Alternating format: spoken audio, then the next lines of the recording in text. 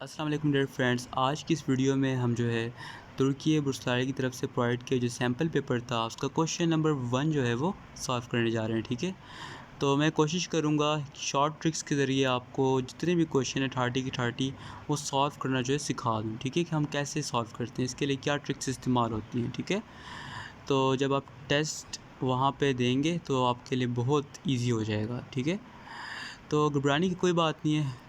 Start करते हैं हम क्वेश्चन नंबर 1 से।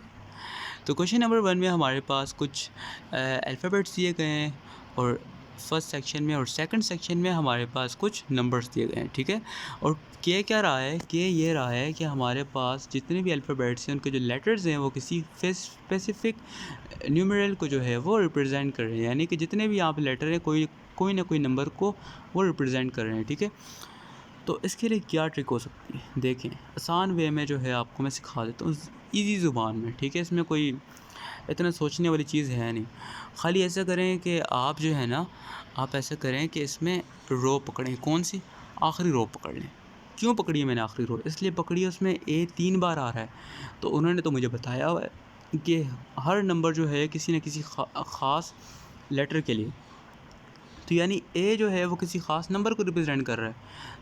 तो 3 बार ये आया है, यानी कि जितने भी यहाँ पे नंबर दिए गए हैं उनमें आखिर में एक नंबर जो है वो 3 दफ़ा जो है रिपीट होगा, और वो क्या है 1 1 और 1। ठीक है, यानी कि हमारे पास ए जो है वो 1 के इक्वल है। हमें यहाँ से ये बात पता लग गई। तो सी का में आखिर में क्या आ रहा है ए, तो यानी हमारे पास जो है वो खाली 1 वाले जो है वो आंसर हो सकते हैं, और बाकी ये दोनों के दोनों हमने काट दिए। ठीक है, सॉरी, इसमें हमारे पास ये वाले और ये वाला जो है आंसर हो सकता है, दरमियान वाला हमने काट दिए। क्यों? क्योंकि इसके आखिर में 1 आ रहा है और हमें पता है कि ए जो है वो 1 को रिप्रेजेंट कर रहा है और सी का के आखिर में ए आ रहा है, तो हमारे पास ये दोनों या फिर ये आंसर हो सकता है। अब हमने फाइंड आउट करना है कि इन तीनों में से कौन सा आंसर है, तो देखते हैं।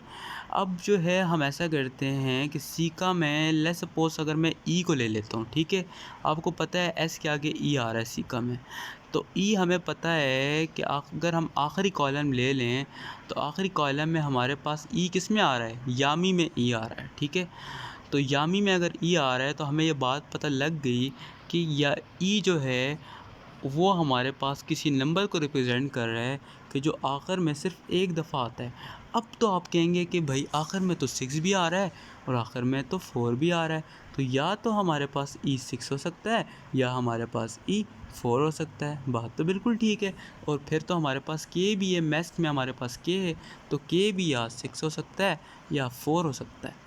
तो फिर हमें कैसे पता लगेगा? बहुत आसान है, बहुत आसान है।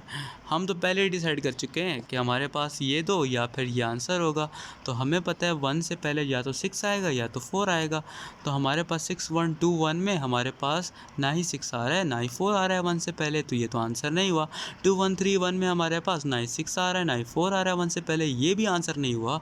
और 5 4 6 1 में हमारे पास 1 से पहले क्या आ रहा है, 6 आ रहा है, तो हमारे पास 5 4 6 1 इसका करेक्ट आंसर हो गया।